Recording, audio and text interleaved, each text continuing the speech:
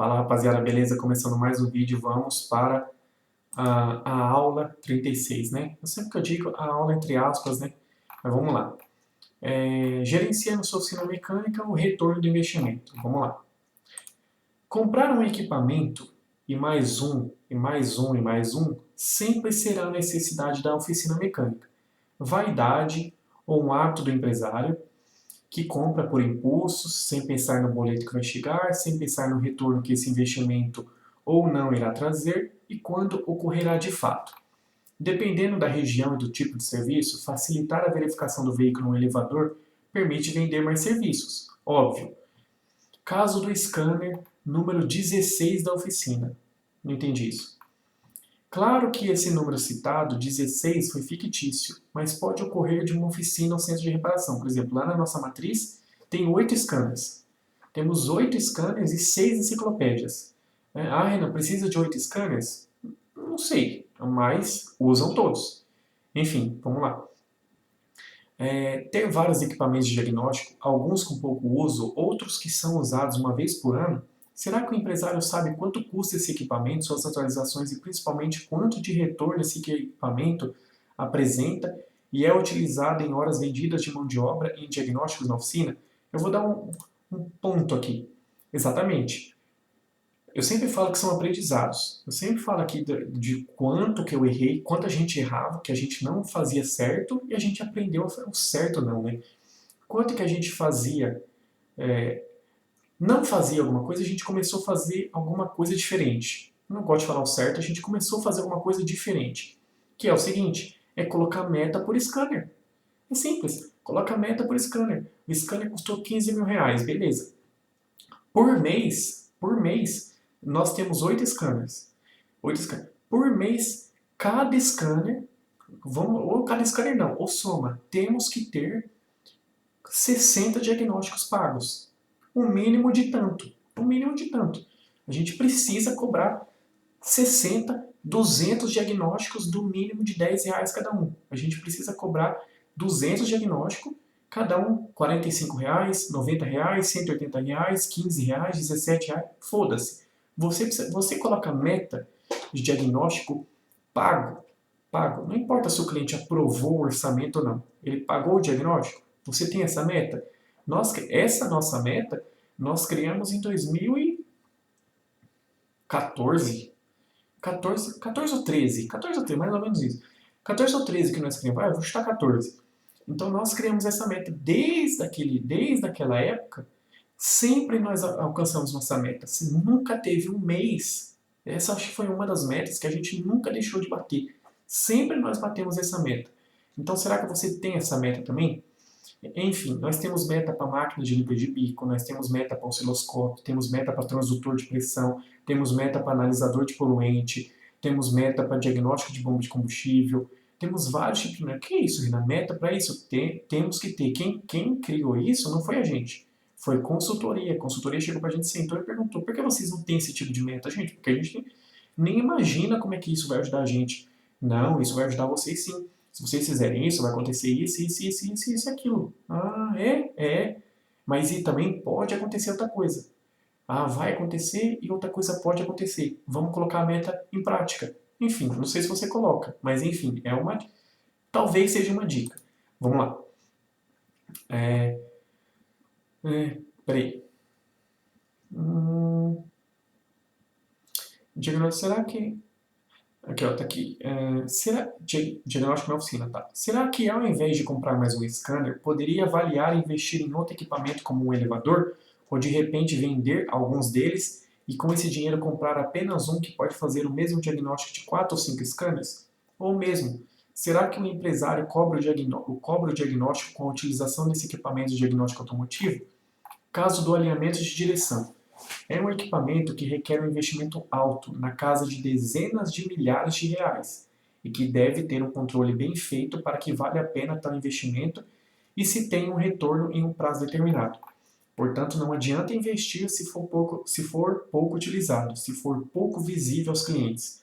Por exemplo, o alinhador deve estar em local de fácil identificação pelo cliente e pelo não cliente, futuro ou provável cliente.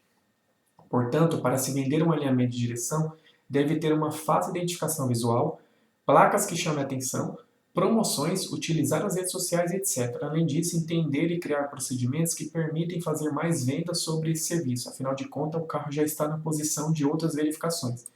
Alinhamento e balanceamento. Só vou dar um exemplo para vocês. Na matriz, o nosso alinhamento ele fica no meio do prédio. Do lado, eu vou falar do lado, olhando a oficina do lado de fora. Temos um alinhamento. Do lado direito, são 2 elevadores e 3 vagas. Dá para colocar 2 elevadores um do lado do outro. A oficina é mais funda, né? Eu estou falando assim, na horizontal, um do lado do outro. Tem 2 elevadores, uma valeta e 2 vagas. Do lado esquerdo, são um elevador e 2 vagas. Que dá para colocar de lado, assim, para colocar, eu estou falando que colocar um do lado do outro. Nosso alinhamento é de frente. É iluminado, usamos iluminação diferente, o piso é diferente, a parede é de cor diferente, exatamente para isso. Desde quando? Desde setembro ou agosto de 2013 foi quando meu irmão reformou toda a oficina de parede normal, igual essa daqui, para pastilha, aquelas pastilhas pequenininhas, que a placa é grande, né? Então a pastilha branca em cima, vermelha e azul. Não, é branca, amarela, branca, amarela. Não, peraí, é que tem uma linha assim. É branca, vermelha, azul e no meio do azul tem umas linhas amarelas assim. Então é branca, vermelha, azul marinho e as linhas amarelas no meio do azul. Então meu irmão reformou toda a oficina. Foi mais de 350 mil reais com mão de obra, pastilha e outras coisas. Piso de epóxi, enfim, faixa, né? Enfim, pintar elevador, tudo da mesma cor, para deixar tudo zeradinho, enfim. Então realmente o alinhamento, desde 2013, quando meu irmão reformou tudo, aí mudou as lâmpadas, colocou aquelas lâmpadas que não queima tanto, em vez de colocar aquelas lâmpadas compridas, colocou lâmpada específica, industrial. Então, abaixou as lâmpadas lá no teto, como o prédio tem, até o segundo andar tem 6 metros, eu acho. Abaixou as lâmpadas, colocou lâmpada amarela na recepção, colocou lâmpada de como é que chama? Não é filete. Aquelas lâmpadas que tem tipo em restaurante, tipo no Outback, eu esqueci o nome daquelas lâmpadas. Tem na recepção, mudou, a lâmpada do alinhamento é diferente, a lâmpada em cima de cada elevador é diferente do que as vagas que não tem elevador. Então mudou tudo. Em cada vaga tem o número da vaga, no chão tem um número para quando fala para o cliente, coloca o carro na vaga tal, o carro na vaga tal. Quando a gente parou de usar prisma, perdia muito prisma na rua e tal, a gente deixou de usar prisma, então colocamos o número no próprio elevador, meu irmão mandou pintar o elevador, colocar o número no elevador e o número no chão, para facilitar, falar para o mecânico, principalmente colaborador novo. Coloca o carro na vaga 7, tal, vaga 7, tal. Enfim, a gente melhorou. Deixa eu ver aqui. Por exemplo, na matriz, alinhamento e balanceamento é menos de 100 reais. Menos de 100 reais. Carro, eu estou falando assim, aro 13 de ferro, alinhamento e balanceamento, menos de 100 reais. No prédio da Vila Leopoldina, 460 reais. Mas aro 13 de ferro, alinhamento e balanceamento nas 4 rodas na Vila Leopoldina, 460 reais. Na pedreira, menos de 100 reais. Então, por quê? Porque o cliente na Vila Leopoldina tem mais dinheiro? Não, não é nada disso. Porque lá, o procedimento na Vila Leopoldina, o cliente tem tempo de deixar o carro para a gente fazer o alinhamento, realmente alinhamento. Porque muito de bairro que faz alinhamento não é um alinhamento de verdade. Depois eu já fiz um vídeo falando um pouco sobre isso, mas depois eu vou fazer outro. Muitos alinhamentos que faz aí não é nem alinhamento. Você deixa o carro lá, o cara cobrou 40 reais fazer o alinhamento, 50 reais. Ele pode ter feito alguma coisa no seu carro, menos alinhamento. Depois, algumas pessoas vão ficar puta comigo assistindo esse vídeo. Mas assistam meus outros vídeos que vocês vão entender. Por que eu falei isso? Porque eu li em uma revista, fazendo alinhamento do Gol Geração 5. Eu acho que tá até o título do vídeo, tá Gol, alguma coisa, alinhamento do Gol, alguma coisa assim. A revista automotiva, para ensinar a fazer alinhamento do Gol Geração 5, eram 4 páginas de matéria. Assista esse vídeo que vocês vão entender. Até eu comecei a entender melhor que realmente 99% das oficinas por aí que cobra menos de R$ 100 o alinhamento, ela está fazendo tudo, menos alinhamento. Mas vamos lá, vamos continuar aqui. Então, onde eu parei? Tá. Calculando o retorno sobre investimento. Para encontrarmos o período de retorno de determinado investimento, basta somar os valores dos rendimentos acumulados, período após período, até que o valor total se iguale à quantia do investimento inicial. E também podemos fazer o inverso, ou seja, antes de investir, fazer uma previsão de quanto terei de vender por dia para atingir tal retorno. Por exemplo, se for investir R$ 20.000 no valor fictício em um alinhamento de direção e pretendo ter uma previsão de retorno sobre investimento de 3 anos, vamos ter, portanto, 36 meses e em cada mês, em média, trabalhamos 24 dias. E o valor cobrado tem o seu custo de R$ 20. Teremos R$ 20.000, 36 meses, vezes 24 dias, vezes R$ 20 igual a 20 mil. Dividido por R$ 17.280 dá igual 1,15. Assim, neste exemplo, para ter o retorno sobre o investimento sobre a compra do alinhamento de direção, será necessário executar 1,15 alinhamentos por dia ou 7 por semana. Então, vamos lá. Investimento em um novo serviço, TPMX, sensor de pneus, mas para mim é TPMS.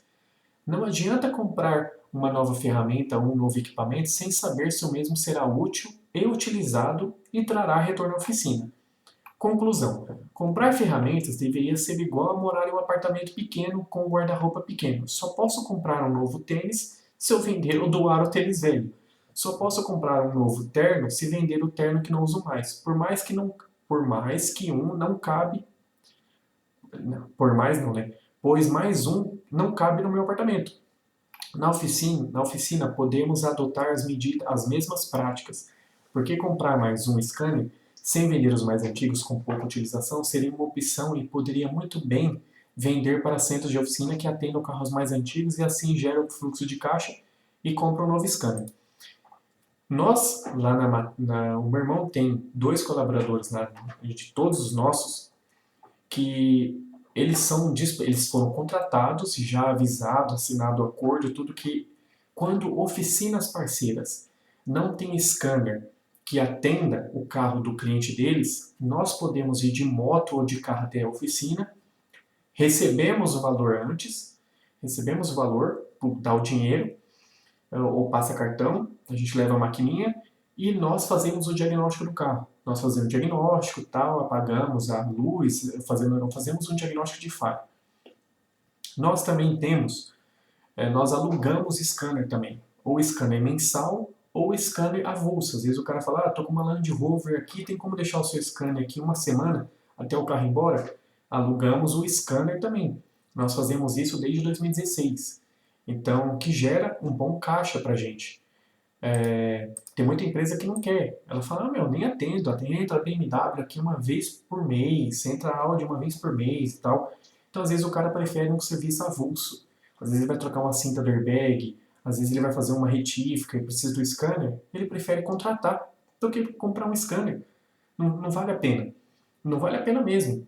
Então, às vezes o cara prefere pagar R$ 150 uma visita de outra oficina, de um profissional. Eu conheço um profissional chamado Ronaldo, que ele trabalha nesse serviço há mais de 20 anos. Há mais de 20 anos ele faz isso. Ele vai com a moto dele, passa São Paulo inteiro. Todo mundo ele tem 3 scanners. Os 3 scanners que ele tem, nós temos. E depois até meu irmão foi para fora, trouxe outro, que no Brasil, pelo menos na região lá, quase ninguém tem esse scanner, porque ele é muito caro, ele custa mais de 30 conto. Ele é 6 ou 7 mil dólares lá fora. Então, a gente usa esse scanner pra caramba, só que várias vezes os mecânicos lá da região, principalmente na pedreira, leva carro pra gente, faz um diagnóstico aqui pra mim. Aí a gente leva, esse colaborador, o nosso ex-eletricista que trabalhou com a gente 7 anos, ele tem uma oficina pequenininha, perto do Pantanal. Passou, na verdade, depois do Pantanal, passou o Pantanal, ele tem uma oficina pequenininha que ele montou lá. Toda vez ele vai fazer preciso fazer um diagnóstico e tal, ele leva lá pra gente, Ele leva, a gente cobra um valor menor do que indo lá, ele leva lá, nós vamos fazer, aí a gente faz o diagnóstico junto com ele, ou ele mesmo usa, a gente dá o scanner para ele, ele usa, a gente sempre está de olho, né? A gente fica lá do lado olhando, ele faz, ah, beleza, essa código de falha, eu vou levar na oficina. Ele vai na oficina, arruma, aí precisa, aí ele volta, de novo, aí ele termina o serviço dele. Ou então ele chama, ele fala, ou então ele pede avulso, oh, me aluga o scanner por 2 dias, a gente aluga o scanner. Todo mundo que aluga o scanner tem contrato, que o scanner está indo, a gente leva, ele pluga, vê que está tudo funcionando, está funcionando, está funcionando, ele assina, na hora a gente leva, toda vez que a gente vai levar o scanner para deixar com alguém, leva, assina o contrato, data e hora, beleza, está funcionando. E na hora da devolução, quando devolve, a gente liga, vê se está funcionando, tudo perfeitinho, de novo, assim, nós assinamos, que recebemos o scanner de volta, damos a segunda via para ele e ficamos com a primeira. Então tudo é muito bem não, né? Tudo é registrado. Não vou falar que é muito bem, porque sempre vai ter, ai, não é muito bem, puta contrato de bosta. Então é registrado, é só isso. Então, por isso que temos 8 scanners, lógico que 2 ou 3 quase não usa. Os caras sempre vão usar os top. Só que é aquilo, antes também, os nossos scanners ficavam todos no pátio. Todos os scanners ficavam lá no pátio. Pegava, usava, a gente nem sabia quem usava, quando usava, para que carro usava. Hoje, todos os nossos scanners ficam no escritório, vai pegar o scanner, beleza, vai pegar. Tal colaborador pegou, vai usar em qual carro? Ah, vou usar na Land Rover tal, vai usar na Land Rover, vou usar no Corsa, vou usar no Uno. Ah, tá. Mas peraí, você está pegando o scanner mais top, que é para usar em Ferrari, que pega Rolls Royce, você pega esse scanner para usar no Corsa, mas esse scanner, o scanner mais simples, não funciona no Corsa? Corsinha? Não funciona no Uno? Não, temos que usar esse. Mas esse, qual a função que esse tem pro Corsa que esse aqui não tem? Então, às vezes também, porque o mecânico é viciado, ele quer o scanner porque a tela é maior. Ele quer o que tem de 8 polegadas, ele quer o que tem 10 polegadas. Ele não quer o que tem a telinha verde fininha em cima. Ele não quer o nacional, ele quer o importado. Porque ele acha que o importado vai ler código de falha diferente num uninho, num prisma, num agile. Então não vai encontrar. Então a gente sempre deixa para ver o que vai acontecer. Peraí, você vai usar na Ferrari, que chegou na Ferrari 812, que lá na Vila Leopoldina, esse dia a gente pegou uma 812. A Ferrari 812 lá. Pegou a Ferrari 812. Tem um scanner, beleza, lê o scanner, tem as falhas, você passa a outro. Pode dar falha diferente, mas carro popular, mudar de scanner para scanner, muito, olha, deve ser 1 em 100 mil casos que você muda o scanner e muda o código. Agora, carro importado, sim. Carro importado é sempre bom. Já falei isso aqui também, vou repetir. Sempre bom você pegar um scanner, passar outro, passar pelo menos uns 4 scanners. Carro importado passa uns 4, para não ter dúvida. Enfim, e a mesma coisa com enciclopédia. Ler só uma enciclopédia, para mim, não é nem. É muito caso de insegurança. Uma enciclopédia, meu irmão sempre falou, Renan, ter uma enciclopédia é muita insegurança. A gente não pode ter uma. A gente precisa ter no mínimo 2. Quando a gente teve 2, meu irmão, Renan, a gente precisa ter uma terceira opinião. Enfim, aí a gente foi indo, hoje a gente tem 6. Eu já contei vários casos também de diferença de informações entre enciclopédias e manuais de reparação, entre enciclopédia e manual do proprietário, enfim. Então, esse negócio de é muito, é pouco, né, é muito relativo. Depende de cada pessoa, depende de cada empresa, depende de cada região, depende de cada carro, depende de cada mecânico. Enfim, é isso. É nóis, estamos juntos. Um abraço e até a próxima.